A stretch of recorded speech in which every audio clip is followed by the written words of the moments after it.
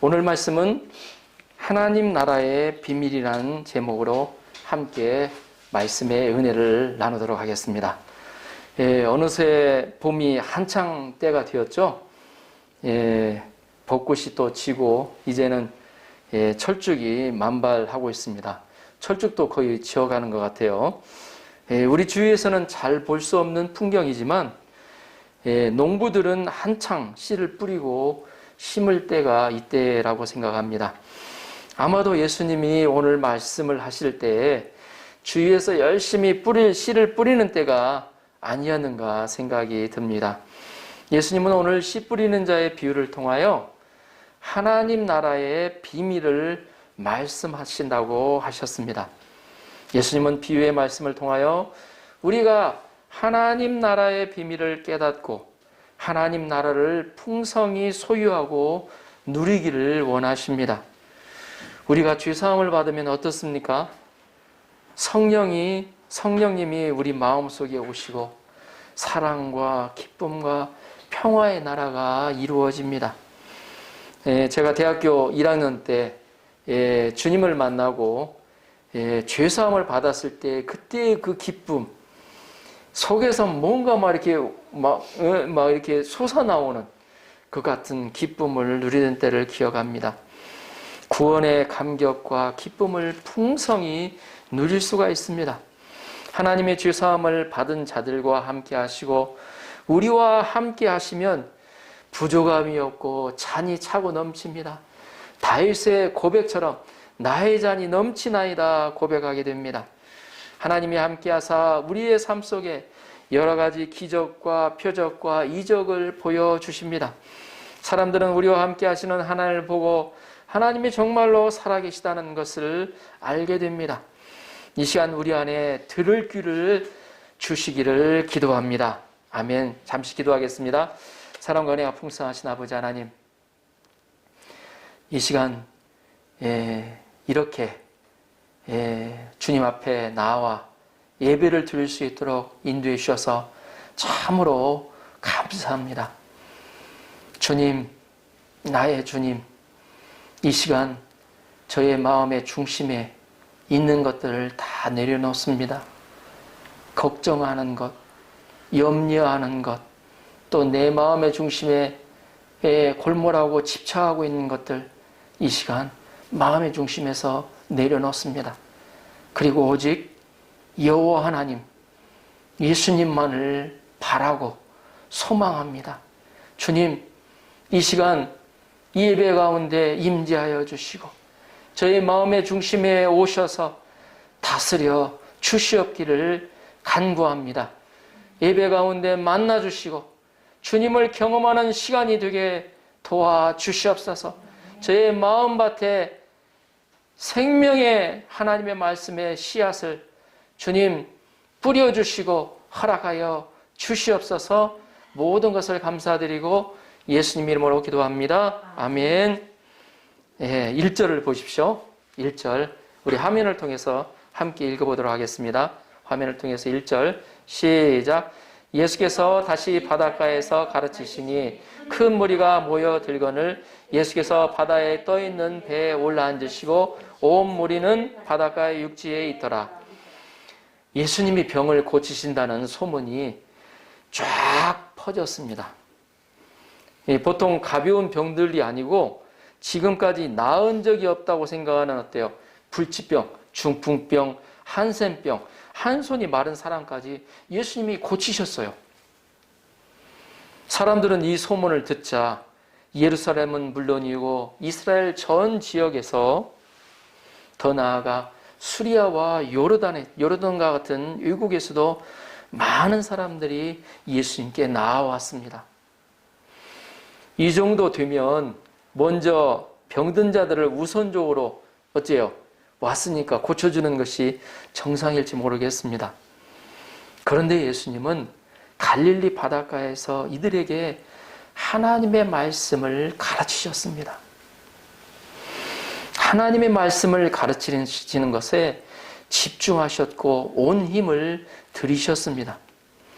이 무리들이 너무 많다 보니까 바닷가에 서서 말씀을 가르칠 수 없었기에 예수님은 배 한 척을 준비시켜서 배 위에 떠 앉으셨습니다. 이스라엘의 갈릴리 바다를 보면 갈릴리 바다가 해발이 낮습니다. 해발이 낮기 때문에 오히려 주위에 있는 땅들이 높아요.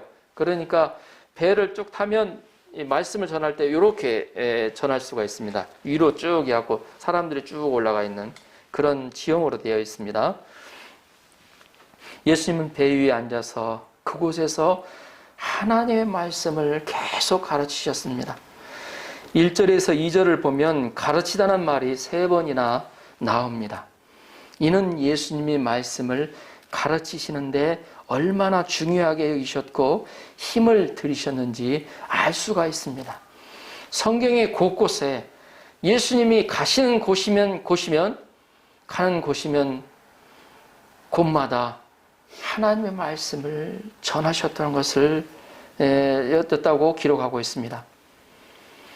예수님은 말씀을 가르치시면서 말씀을 통하여 하나님 나라의 복음의 씨를 뿌리셨던 것입니다. 예수님은 하나님 나라의 복음이 인간을 진정으로 행복하게 해주는 것을 알고 계셨습니다. 요한복음 5장 24절, 25절은 말씀합니다. 내가 진실로 진실로 너희에게 이르노니 내 말을 듣고 또 나 보내신 이를 믿는 자는 영생을 얻었고 심판에 이르지 아니하나니 사망에서 생명으로 옮겼느니라. 진실로 진실로 너희에게 이르노니 죽은 자들이 하나님의 아들의 음성을 들을 때가 오나니 곧 이때라. 듣는 자는 살아나리라. 아멘. 우리가 하나님의 말씀인 성경을 공부해야 하는 이유도 바로 여기에 있습니다. 날마다 큐티 말씀을 통하여 내 영혼의 말씀의 씨를 심고 매주 말씀 공부를 통하여 더욱더 깊이 하나님의 말씀을 내 마음에 뿌려야겠습니다. 2절을 보십시오. 2절. 이에 예수께서 여러 가지를 비유로 가르치시니 그 가르치시는 중에 그들에게 이르시되. 예수님은 이들에게 여러 가지 비유를 통해서 가르치셨습니다. 이 비유는 표현하고자 하는 대상을 다른 대상에 비유하여 표현하는 수사법으로 아주 좋은 이야기 방식입니다. 우리에게 누군가 예수님을 만난 간증을 하면 더 마음에 다가오는 것과 같습니다. 예수님은 비유 방법을 통하여 좀 더 생생하게 말씀을 전하셨습니다. 특히 하나님 나라를 비유로 말씀하셨습니다. 어떻게 생각하면 하나님 나라는 추상적이잖아요.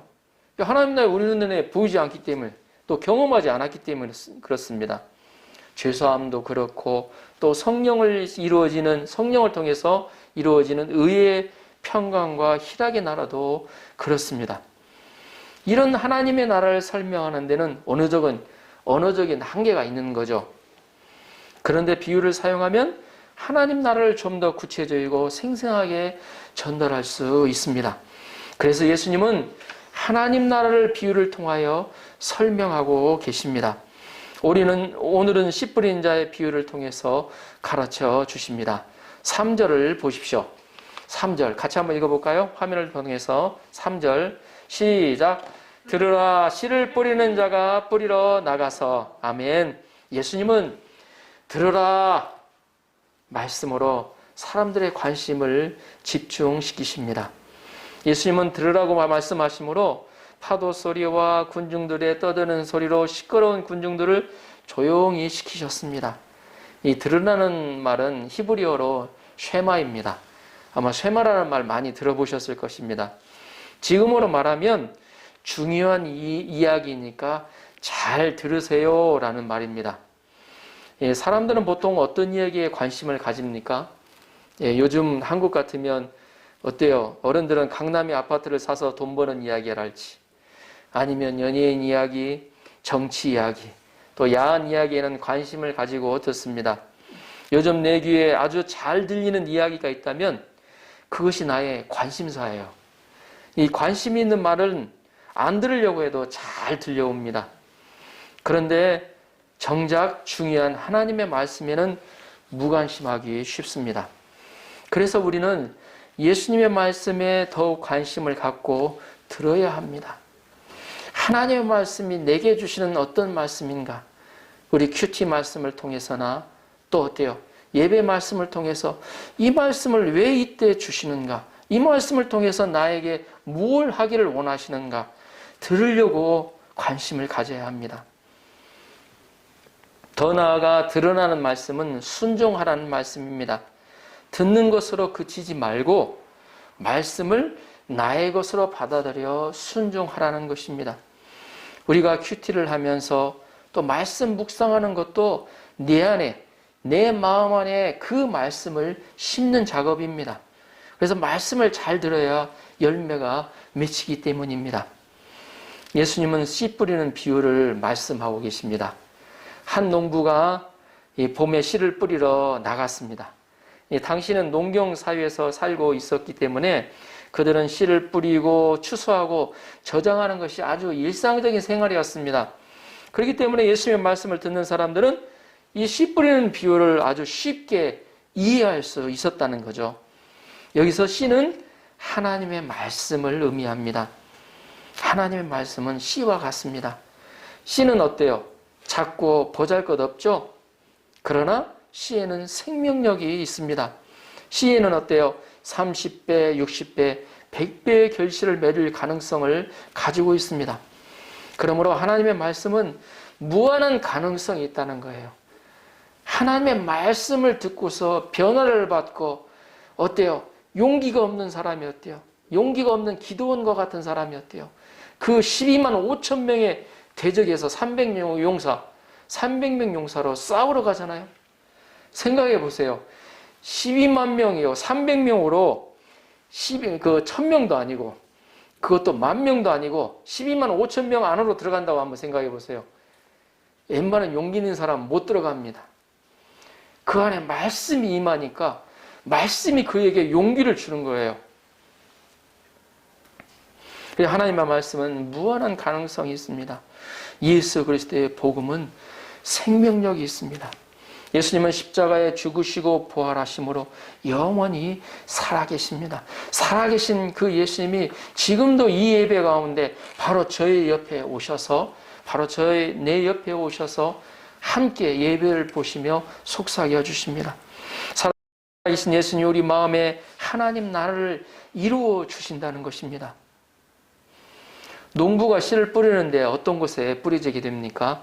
오늘 본문에는 길가, 돌밭, 가시떨기, 좋은 땅에 뿌려진다고 말씀하고 있습니다. 길가, 돌밭, 가시떨기에 떨어진 씨는 열매를 맺지 못하는, 열매를 맺고 맺지 못하는 땅에 4가지 땅으로 분류를 했지만 열매를 맺고 맺지 못하는 2가지 부류로 또 분류를 할 수가 있죠. 4절을 보십시오. 4절 뿌릴새 더러는 길가에 떨어짐에 새들이 와서 먹어버렸고. 어떤 농부가 씨를 뿌렸습니다. 그런데 씨를 뿌려서 열매를 거두어 가을에는 어때요? 아들 대학 학비도 되고 또 집도 마련할 꿈에 부풀어서 한껏 씨를 열심히 뿌렸을 것입니다. 되게 씨를 뿌릴 때 어떻게 뿌리죠? 제가 농촌에 자랐기 때문에 씨를 어떻게 뿌리는 걸 압니다. 씨를 아무데나 뿌리는 게 아니고 이렇게 뿌립니다. 이렇게 뿌려서 딱 비료 주듯이 뿌리게 합니다. 농부가 흩어뿌리기로 씨를 여기저기 던졌습니다. 그러자 더러는 길가에 떨어졌습니다. 길가는 길 옆에 있는 땅을 말하는데 사람들이 길을 밟고 다니다 보면 그 옆에 길도 지나갈 때가 있습니다. 그래서 단단해지고 딱딱해집니다. 그 길가에 떨어진 씨는 뿌리를 내지 못하여 길 위에 막 굴러다닙니다. 그러다 새들이 날아다니다가 그 씨를 발견하고 먹을 거네 그래서 먹어버립니다. 뿌리를 내리지 못하니까 열매를 맺을 수 없는 것은 당연한 일입니다. 그런데 그런 길가도 어때요? 비가 오면 부드러워진다는 것입니다. 이런 때는 어때요? 길가는 곡괭이나 삽으로 파서 갈아엎어야 돼요. 비가 왔을 때 막 갈아엎어야 돼요. 에스겔서에 보면 하나님은 한 마음을 주시고 새 영을 주셔서 돌 같은 마음을 제거하고 살같이 부드럽게 하셔서 율례와 규례를 지켜 행하게 하신다고 하셨습니다. 성령께서 역사하실 때 길가와 같이 딱딱한 마음도 부드럽게 될 수가 있습니다. 우리의 마음은 부드러워야 돼요. 어린아이의 살을 보면 어때요? 부드럽잖아요. 보면 이 부드러워야 생명이 자랄 수가 있어요. 그래서 우리는 마음이 딱딱해지지 않도록, 말씀을 들어도 무감각해지지 않도록 항상 기도에 힘써야 합니다. 하나님의 사랑을 믿고 마음이 온유하고 겸손하도록 힘써야 합니다. 성령이 임하시도록 기도하고 힘써야 합니다. 5절, 6절을 보십시오. 5절, 6절 같이 한번 읽어볼까요? 5절, 6절 시작. 더러는 흙이 얇은 돌밭에 떨어짐에 흙이 깊지 아니하므로 곧 싹이 나오나 해가 돋은 후에 타서 뿌리가 없으므로 말랐고. 아멘. 씨를 뿌릴 때 씨들 중에 더러는 흙이 얇은 돌밭에 떨어졌습니다. 팔레스타인 땅에는 이 돌이 많다고 합니다. 그곳에는 3, 4cm의 얇은 흙이 깔려 있습니다. 이 얇게 깔린 돌밭에는 흙이 부드러워서 싹이 곧 나옵니다. 그래서 봄이 되면 보랏빛 꽃이 피기도 합니다. 찬란한 태양이 돋으면 싹은 어때요? 탄소 동화 작용을 하고 뿌리는 더 깊이 내리고 힘껏 자라야 했습니다. 하지만 돌 때문에 뿌리를 더 이상 어때요? 깊이 내릴 수 없어서 수분과 영양분을 공급하지 못하여 나온 싹은 자라지 못하고 말라 비틀어져 버렸습니다.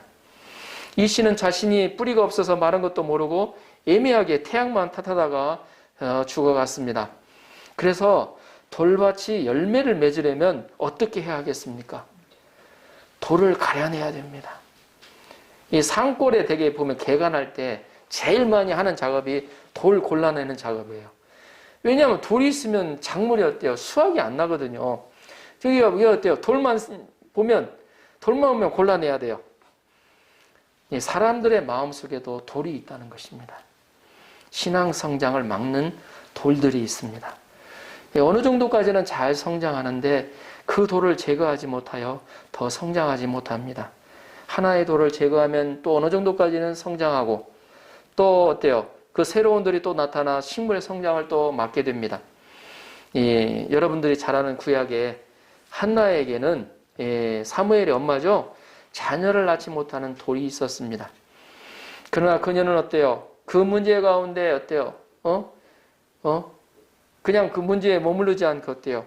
울면서 기도하며 하나님께 서원하여 기도하였습니다.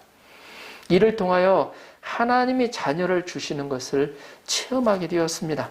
자녀를 낳고 하나님을 배우자 그녀는 믿음이 일취월장 성장하였습니다. 그리고 어때요? 그녀를 통해서 어때요? 그녀의 기도를 통해서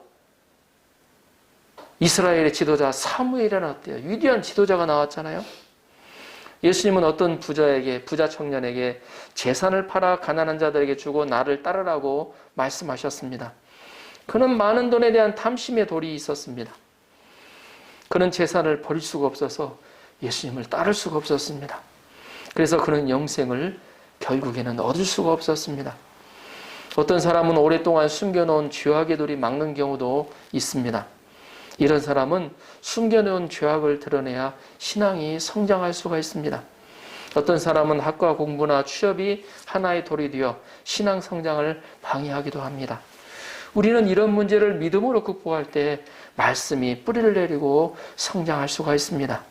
7절을 보십시오. 7절. 더러는 가시떨기에 떨어짐에 가시가 자라 기운을 막음으로 결실하지 못하였고. 이스라엘 땅에는 가시덤불과 엉겅퀴가 많다고 합니다. 농부가 씨를 뿌릴 때 어떤 씨는 가시덤불과 엉겅퀴가 있는 곳에 떨어졌습니다. 그곳은 가시나무에서 낙엽이 떨어져 어느 정도 기름진 땅이에요. 적당히 그늘져서 습기도 있기에 씨는 어때요? 싹이 나서 잘 자랍니다. 꽃도 피웁니다. 그러나 어느 정도 자라자 그 나무는 옆에 도움을 주었던 어때요? 주위 가시나무들에게 영양분을 다 빼앗겨 버립니다. 가시나무들은 그늘을 만들어서 더 많은 햇빛을 받지 못하게 차단해 버립니다. 결국 그 나무는 열매를 맺지 못하였습니다. 이런 가시나무 밭이 열매를 맺게 하려면 어떻게 해야 됩니까? 그 가시들을 뽑아줘야 돼요. 가시와 엉겅퀴를 뽑아줘야 돼요. 이 가시는 바로 우리 마음의 욕심입니다. 구약 성경에 보면 가시나무가 가장 많은 사람이 누구일 것 같습니까? 창세기 가운데, 믿음의 조상 가운데 누구일 것 같습니까? 한번 생각해 보십시오. 욕심이 많은 사람. 욕심이 많은 사람. 예, 생각하면 어때요? 우리, 롯의 아내, 예? 롯의 아내를 생각할 수도 있는데, 롯도 그러죠? 근데 가장 좀 많은 사람은 야곱일 것 같습니다. 야곱. 그런 욕심이 많은 사람이었어요. 장자가 되고자 하는 욕심도 있었죠. 또 사랑하는 사람 라헬과 결혼하고자 하는 욕심이 있었습니다. 예? 다음에는 또 많은 돈을 벌고자 하는 욕심이 있었어요. 이런 욕심이 처음에는 신앙 성장에 도움이 됩니다. 그러나 결국에는 이 모든 것이 가시가 되어서 그의 신앙을 방해하였습니다. 그가 마지막에 어때요? 야복강가에서 하나님과 씨름을 하잖아요. 예, 하나님과 씨름을 합니다. 그리고 그가 바로 앞에서 고백한 말을 한번 생각해 보십시오. 그가 이렇게 고백했죠. 내가 험악한 인생을 살았다. 이 욕심이 많다 보니까 요리조리 어때요? 하나님은 함께 하시지만 욕심이 많다 보니까 그를 통해서 훈련을 받는 거예요. 보면 우리는 우리가 집착하는 모든 것이 결국은 가시가 되어 나를 찌른다는 것을 알아야 합니다. 훈련이 필요해요. 우리는 모든 욕망을 포기하고 내려놓을 줄 알아야 합니다. 그리고 하나님이 주신 것으로 만족할 줄 알아야 합니다. 대신에 우리는 하나님이 주시는 꿈을 꾸어야 합니다. 하나님이 주시는 꿈, 하나님 주시는 비전을 꾸어야 되는 거죠. 하나님 나라를 꿈꾸며 하나님 나라를 이 땅에 건설하는 꿈을 꾸어야 합니다. 예, 제게도 꿈이 있습니다. I have a dream. 예, 꿈이 있습니다. 마르틴 루터 킹 목사님이 I have a dream이라는 아주 유명한 연설을 하셨죠. 보면 그것은 일본 땅에 하나님 나라가 건설되는 것. 이것이 바로 어때요? 사도행전 1장 8절 말씀을 통해서 우리에게 지상명령을 주신 예수님의 명령에 순종해 가는 거예요. 예수님이 그걸 원하세요. 이 땅에 어때요? 하나님의 나라가 일본 땅에 내가 있는 그곳에 하나님의 나라가 임하는 걸 원하십니다. 그래서 우리는 어때요? 그런 꿈을 꾸어야 돼요. 이 역사에 쓰임을 받을 수 있도록 우리 어때요? 하나님 나를 사용하여 주십시오. 기도해야 됩니다. 8절을 보십시오. 8절 같이 한번 읽어볼까요? 8절 시작. 더러는 좋은 땅에 떨어짐에 자라 무성하여 결실하였으니 30배나 60배나 100배가 되었느니라 하시고 아멘. 우리는 30배, 60배, 100배가 되었다고 하면 좋아하죠. 보면 이렇게 되기를 원하잖아요. 농부가 씨를 뿌릴 때 더러는 좋은 땅에 떨어졌습니다. 본래 이 세상에는 좋은 땅은 없습니다. 아무리 좋은 땅이라도 몇 년을 그냥 묵혀두잖아요. 다 풀밭으로 변해버려요. 그런데 어떤 땅이든지 개간하고 또 어때요? 계속해서 풀 뽑아내고 돌 뽑아내고 그러다 보면 좋은 땅이 되어요. 좋은 땅도 처음에는 딱딱하고 돌이 있었고 가시나무가 있었습니다.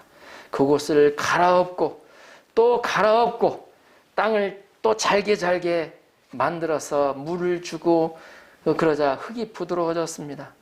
여기저기 있던 돌을 또 가려냈습니다. 그리고 가시나무를 뽑아냈습니다.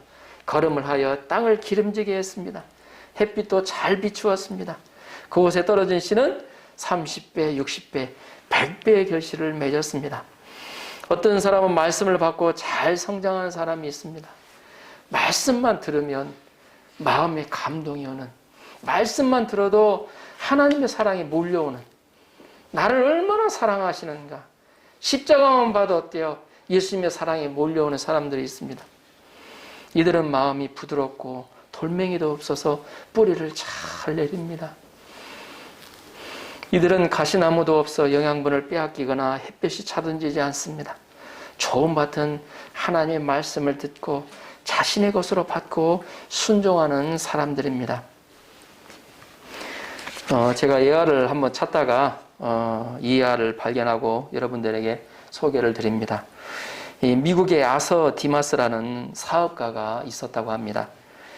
그는 비록 명문대를 나오거나 부유한 집안에서 태어나지 못했지만 큐티와 설교로 들은 말씀을 통해 하나님을 섬길 때 복을 받는다는 확신을 가지고 다음에 5가지 수칙을 평생 지킬 것을 결심했다고 합니다. 첫 첫 번째 주일성수, 두 번째 11조, 세 번째 큐티로 시작하는 아침. 큐티로 시작하는 아침이래요. 네 번째는 아낌없는 기부와 봉사. 다섯 번째 문제가 생겼을 땐 우선 기도. 이후 아서의 사업은 엄청나게 번창했다고 합니다. 그는 각종 선교단체에 엄청난 금액을 지원했고 많은 교회를 세웠습니다. 그리고 지역사회에 많은 도서관을 지었습니다. 아서는 평생 동안 7억 달러라는 당시로는 엄청난 돈을 벌었는데 사회에 모두 기부했다고 했습니다. 아서와 같이 주일 성수를 하고 또 하나님께 기도를 했던 사람들은 많았지만 아서와 같이 복을 받은 사람은 많지 않았습니다.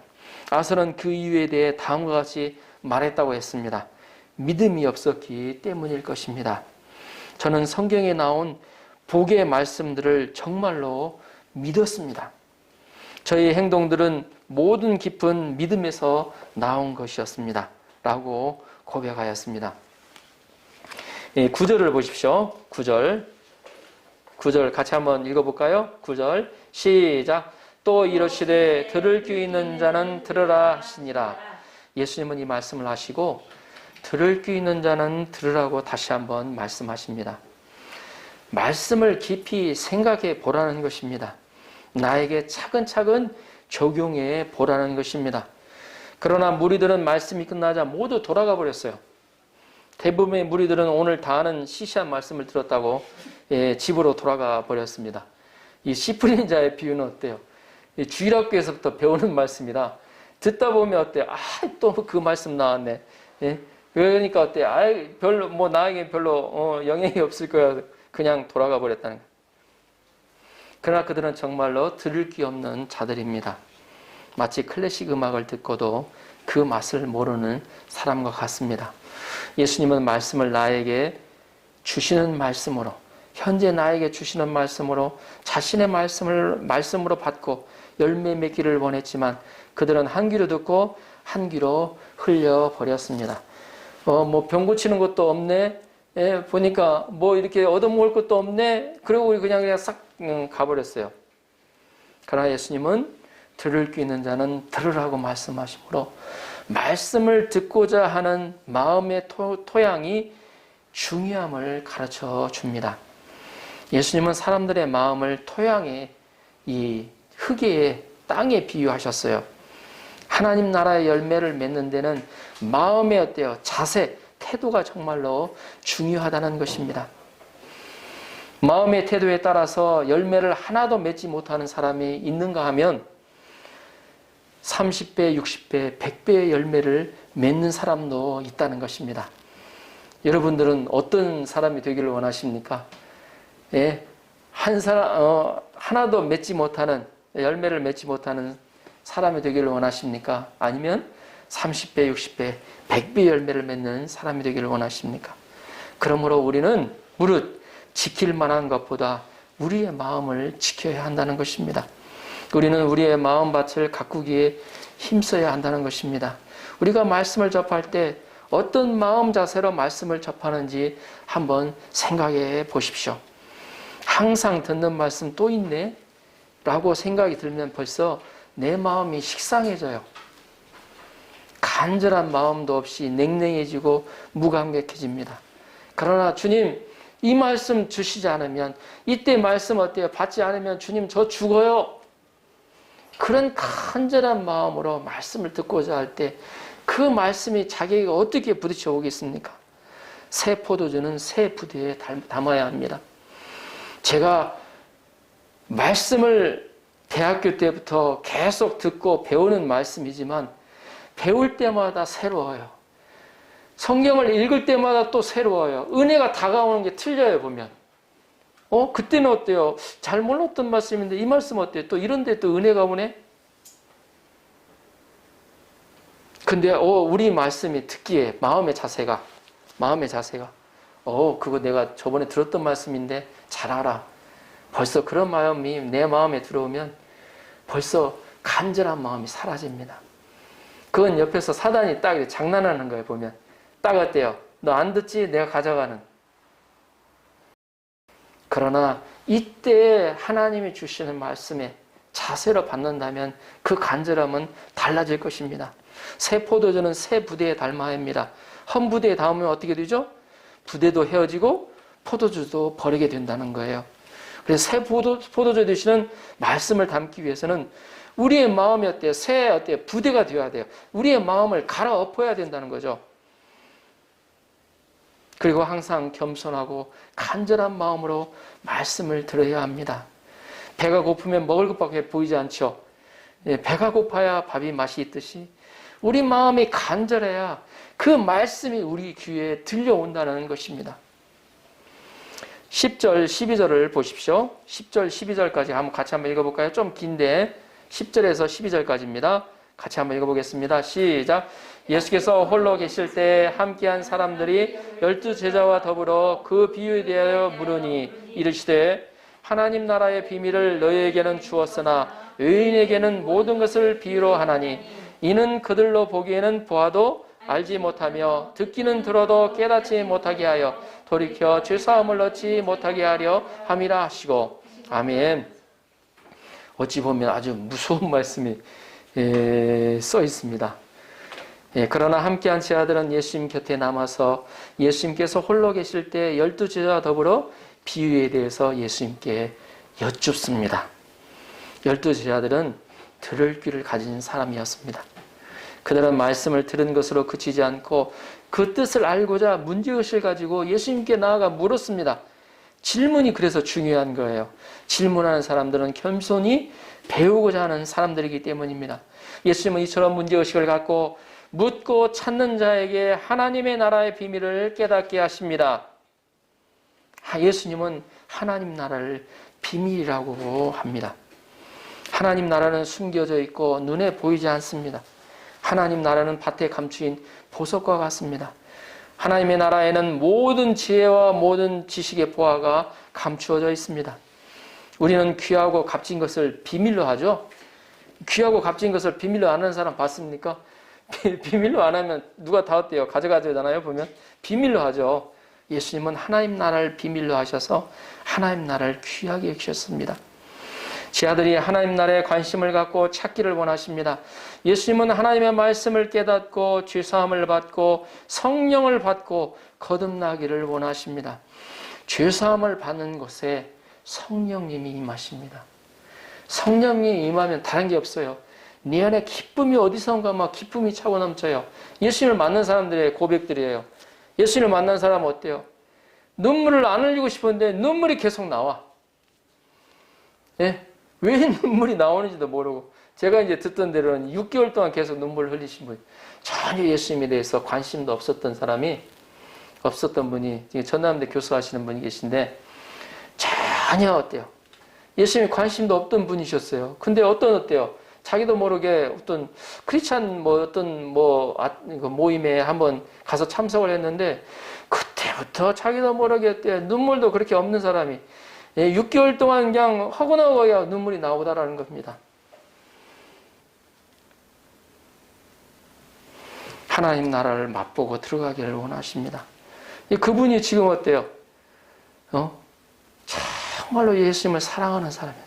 예수님 없으면 여러분 대학생들에게 지금 그 예수님을 가르치고 증거하는 삶을 살고 계십니다. 우리는 주일 예배 시간에 하나님 나라의 맛을 보아야 합니다. 그리고 가정에서 직장에서 하나님 나라의 맛을 사람들에게 보여주어야 합니다. 예수님은 제자들에게 이 비밀을 깨닫게 하셨습니다. 이 비밀을 어때요? 주셨어요. 보면 제자들은 하나님과 그들만이 아는 하나님 나라의 행복이 있었습니다. 비밀을 알 때 누구도 누리지 못하는 기쁨을 누릴 수가 있습니다.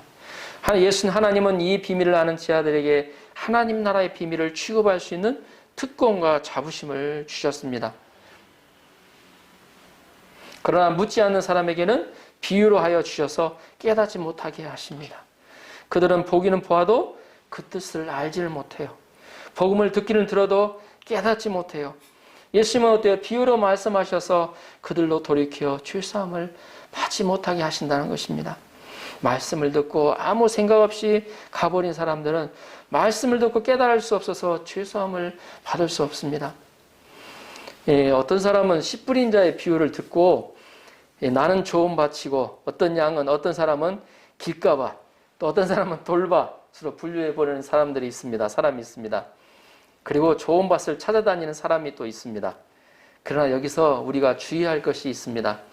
각각의 마음밭은 결정적인 것이 아니라 변화될 수 있다는 것입니다. 처음부터 좋은 밭은 없다는 거예요. 그리고 우리가 어때요? 좋은 밭을 만들 수 있다는 겁니다. 예수님 안에서는 가능해요. 길가밭도 좋은 밭이 될 수도 있고 돌밭도 좋은 밭이 될 수가 있고 또 가시밭도 좋은 밭이 될 수가 있습니다. 이스라엘은 원래 사막 땅으로 길가밭과 같았습니다. 근데 그곳에 수도관을 묻고 파이프를 묻어서 어때요? 지금은 어때요? 좋은 밭으로 어때요? 바뀌고 있어요, 보면. 그래서 요즘에 사막 땅에서 이스라엘이 유럽의 농산물을 수출하고 있다는 것은 참으로 놀라운 일입니다. 사람의 마음밭도 마찬가지라는 것입니다. 마음밭은 언제든지 바뀔 수 있다는 것입니다. 사도 바울은 원래 길가밭이었습니다. 그런 율법주의로 마음이 딱딱해져서 예수 믿는 자를 어때 핍박했죠. 죽이고 핍박했습니다. 그러나 그가 살아계신 예수님의 음성을 들었을 때 그는 좋은 마음밭으로 변했습니다. 그가 좋은 마음밭으로 변화된 것은 스데반의 기도와 순교당한 많은 사람들의 희생이 있었기 때문입니다. 우리가 기도하기만 하면 또 내 마음이 어때요? 주님께서 와주셔서 어때요? 다스려 주시도록 하게 기도하면 길가밭도 좋은 마음밭으로 변할 수가 있습니다. 이 베드로는 돌밭이었습니다. 돌밭과 같은 사람이었어요. 그는 감정적으로 말씀을 받았습니다. 그는 예수님이 십자가에 죽으시는 고난의 때 예수님을 3번 부인하고 넘어졌습니다. 그러나 그가 십자가에 죽으시고 부활하신 예수님을 만나고 그는 좋은 마음밭으로 변화되어서 많은 열매를 맺었습니다. 여기서 볼 때 우리는 아무리 훌륭한 사람이라도 처음부터 좋은 밭은 없다는 것을 보게 됩니다. 그리고 밭은 시간에 따라서 변화되는 것을 보게 됩니다. 우리는 내 마음밭이 좋은 밭이 되도록 기도해야 합니다. 그리고 회개를 통해서 마음속에 있는 돌들을 제거하고 가시나무를 뽑아내야 합니다. 예수님과 하나님과 관계성을 어때요? 관계 맺는데 방해되는 모든 것들을 뽑아내야 돼요. 그래야 온전하게 관계성이 회복이 돼요. 그러면 누구도 좋은 밭이 될 수가 있습니다. 많은 열매를 맺을 수가 있어요. 좋은 밭만 딱 되면 어때요? 씨만 뿌려지면 어때요? 내가 열매를 많이 맺고 싶어. 그런 말 안 하도 돼요. 보면. 그냥 저절로 30배, 60배, 100배 열매를 맺게 될 수 있다는 것입니다. 우리가 이 비유에서 알 수 있는 것은 열매를 맺지 못하는 원인이 말씀이나 환경에 있는 것이 아니라 자신의 교만한 마음 자세에 있다는 것입니다. 여러분 한번 생각해 보십시오. 물은 어때요? 위에서 어때요? 밑으로 흐릅니다. 물이 어때요? 밑에서 위로 흐른다는 말 들어보셨습니까? 요즘엔 수력발전이라고 그렇게 하는 데도 있긴 있어요, 보면. 그러나 물은 어때요? 자연 법칙을 볼 때 위에서 밑으로 흐르게 됩니다. 내 마음이 어때요? 딱딱하고 무관심하고 무감각하게 된다면 주님의 말씀을 들어도 그러면 내 마음이 어때요? 높아져 있구나 생각하시면 됩니다. 더 낮아져야 되겠구나. 하나님 높아졌거나 아니면 간절한 마음이 없거나. 사람들은 자신이 열매 맺지 못하는 원인을 주의 종이나 아니면 단체나 또 교회, 환경 조건에 핑계대기를 잘합니다. 내가 이렇게 작은 모임에 있어서 그렇지 큰 모임에 가면 큰 사람이 될 것처럼 생각하는 분도 있습니다. 그러나 열매 맺지 못하는 근본 원인이 씨에 있는 것이 아니라 환경에 있는 것이 아니라 밭에 있다는 것을 우리는 기억해야 할 것입니다. 우리가 하나님의 말씀을 듣는 자세만 바꾸면 우리는 많은 열매를 맺을 수가 있습니다.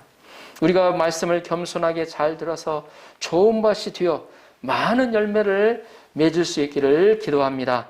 아멘. 마지막으로 말씀의 능력과 가능성을 배울 수가 있습니다.